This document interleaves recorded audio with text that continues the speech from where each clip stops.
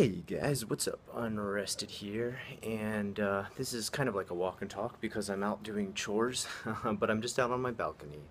I guess, does that count as being outside of my house? I don't know. Anyway, today I thought I'd cover a JFAQ that I constantly get asked about and I constantly need to update. And that's just because YouTube is a forever changing media. What is popular, how you get popular, how you make videos that are new and niche or get new followers or new viewers, it constantly changes.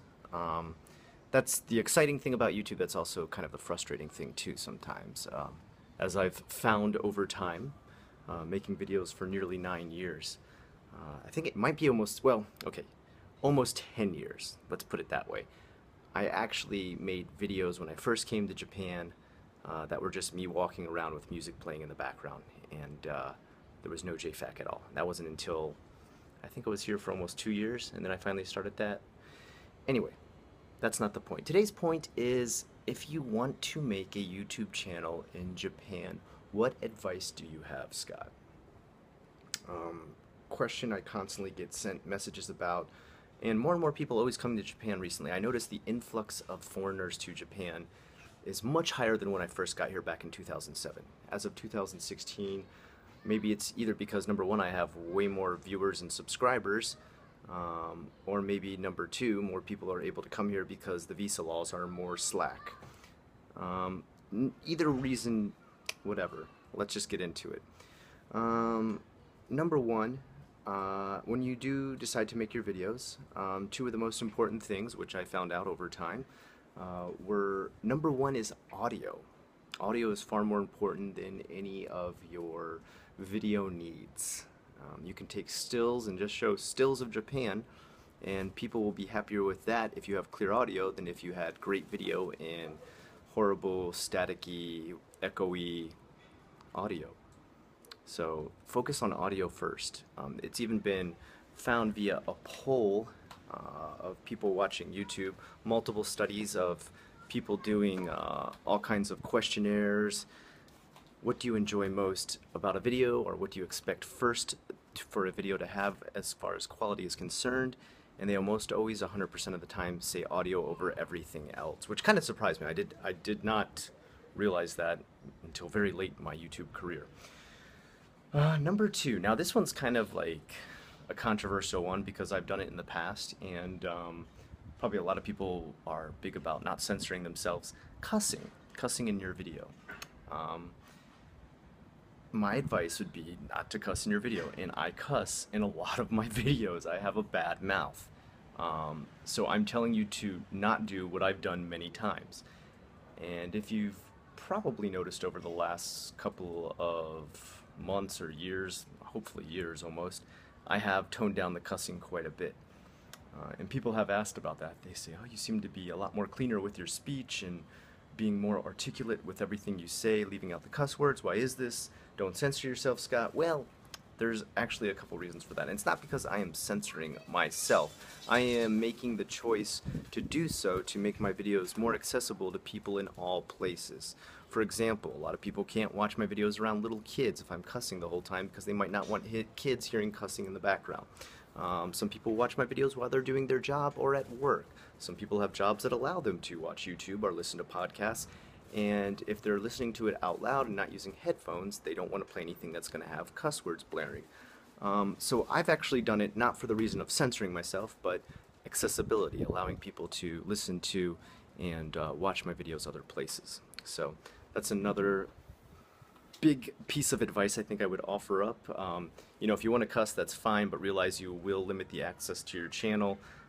I have always gotten way more views on videos in which I do not cuss. Last but not least, this is from my own personal experience. This is probably the advice I wish someone had given me the most when I started making my channel.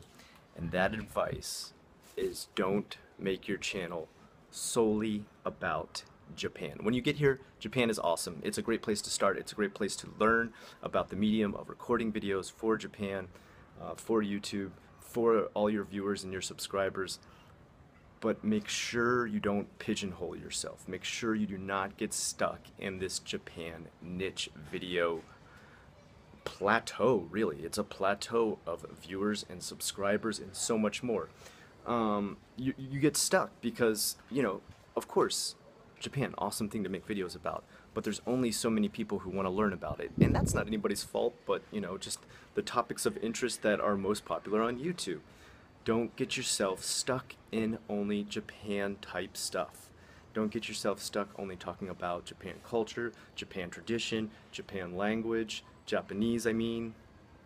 You get what I mean. Don't get stuck. Try to find another access point. Maybe you come to Japan and you start talking about Japanese games, and then you can expand into other games. Maybe you come to Japan and you start talking about anime, but then you can get into movies, and you can talk about Western movies too, and do reviews on things that are not Japanese. Just don't get stuck in the Japanese niche if you want to grow your channel beyond the plateau that the whole Japanophile viewer subscriber limits you to. I love my viewers and subscribers who subscribe and view my channel for just the Japan thing. I owe them the start of my channel. I owe them the motivation for me going this long.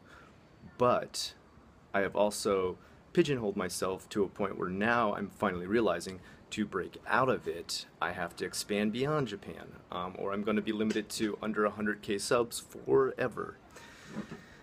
I guess the last couple of things I want to just go over is some examples. And this is a way for me to go ahead and not only shout out some people who have come to Japan to make new videos, but also shout out subscribers, shout out viewers, and shout out what I think is motivational as far as watching other video creation within Japan.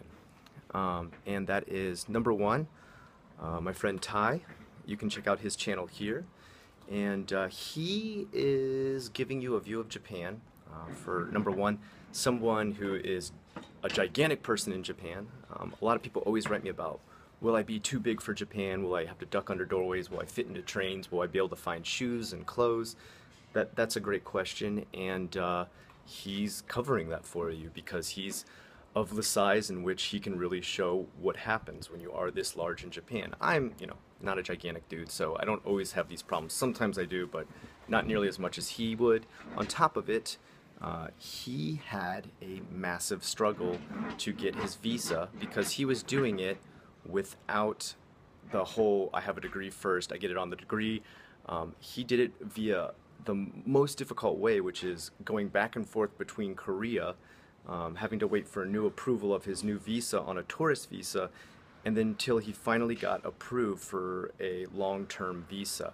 And people constantly write to me about this, and I cannot answer it because I got here, I got the right visa as far as what a long-term visa is right away. I was able to just use my degree to get that, and I did it via Nova. So my situation was very, very different. And although I can tell you what I know about it, I've never really experienced, and the experience of actually having to go through this is far more important than just relaying information that you've heard. Experience will always be better than hearing from a second party.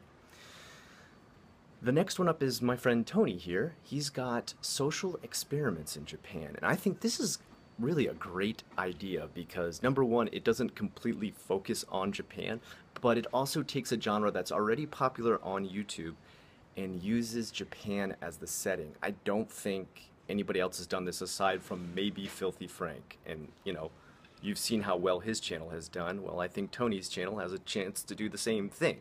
So again, props to him. Check out his channel, and also make sure you check out Ty's channel if you haven't already.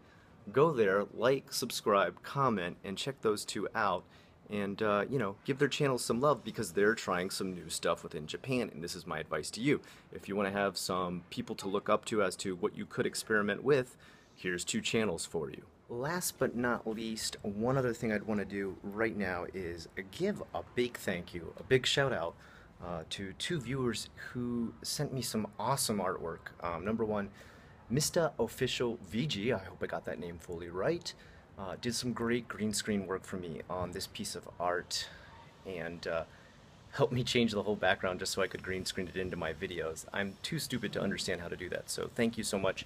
And Hamdi, and I hope I am pronouncing it right, Hamdi, I apologize if I'm not.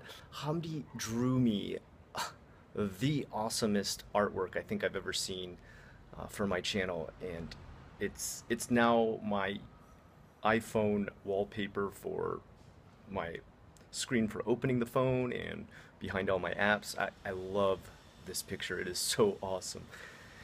And anytime you guys want to write me, send me, do me some artwork, dude, I love this stuff. This is like the lifeblood of my channel. It shows me more motivation than any kind of subscriber count, viewer count, or even monetary count would do.